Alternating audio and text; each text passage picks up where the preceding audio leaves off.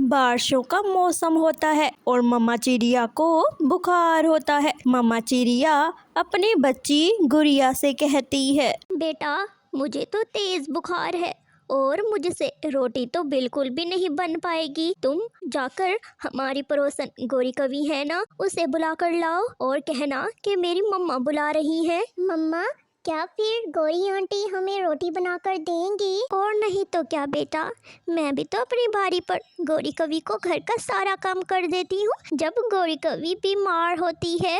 गुड़िया छाता लेकर गौरी कवि के घर जाती है। गौरी आंटी दरवाजा खोले। कौन कौन है बाहर? गौरी आंटी मैं गुड़िया हूँ। गौरी आंटी जल्दी दरवाजा खोले। गौरी कवि दरवाजा खोलती है। छोटी चिड़िया तुम क्या कर रही हो? तेज बारिश में घूमती फिर रही हो।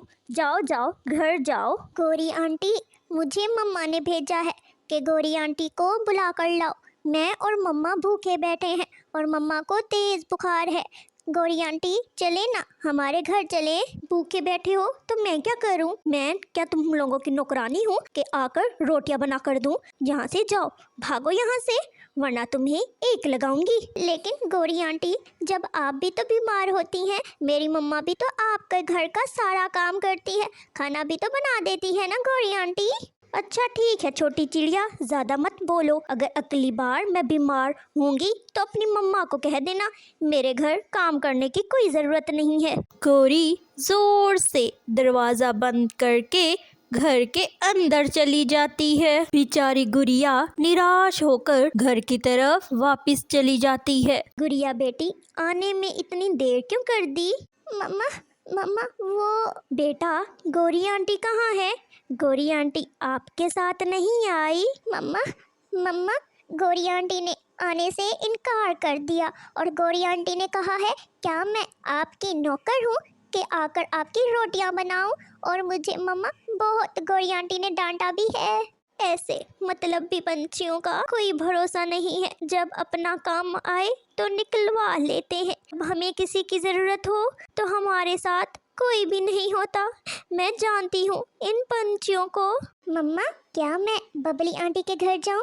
बबली आंटी अच्छी है, बबली आंटी हमारे घर आकर हमें रोटी ज़रूर बना देगी। हाँ बेटी जाओ, बबली आंटी को बुला लाओ बेटी, मगर ध्यान से जाना। ऐसे ही गुड़िया घर से निकलती है। गुड़िया बबली कबूतर के घर आती है, मगर बबली कबूतर के घर के बाहर बहुत बड़ा ताला लगा हुआ था। ये क्या, बबली कबूतर घर तो नहीं है? अब मैं कहाँ जाऊंगी, क्या करूँ मैं? गुड़िया को पास में ही चील का घर नजर आ जाता है, तो गुड़िया चील के घर आती है। चील आंटी मेरी मम्मा बहुत ही बीमार है, क्या आप हमारे घर चलकर हमें रोटी बना देंगी? क्या मैं भी नहीं चल सकती तुम्हारे घर? क्या है ना, अगर मैं भी तुम्हारे घर चलूंगी ना तो बाहर बारिश हो रही है, फिर मेरे सारे पंख भीग जाएंगे।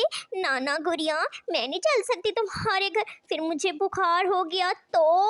गुड़िया समझ जाती है कि चील भी मेरी मदद नहीं करना चाहता और ना ही मेरे घर चलने के लिए तैयार है। गुड़िया जल्दी से भागती हुई जंगल के दूसरी तरफ जाती है, क्योंकि जंगल के दूसरी तरफ गुड़िया की मौसी रहती थी। क्या हुआ बेटा, आप इस वक्त यहाँ क्या कर रही हो? हम सब भूखे हैं मौसी, मैं सबके पास गई मदद के लिए, मगर कोई भी हमारे घर आने के लिए तैयार नहीं था, तो मौसी मैं आपके घर चली आई। बेटा गुड़िया बहुत अच्छा किया कि तुम मेरे पास आ गई हो, मुसीबत के वक्त अपने ही काम आते हैं। गुड़िया की मौसी गुड़िया के साथ उसके घर चल पड़ती है।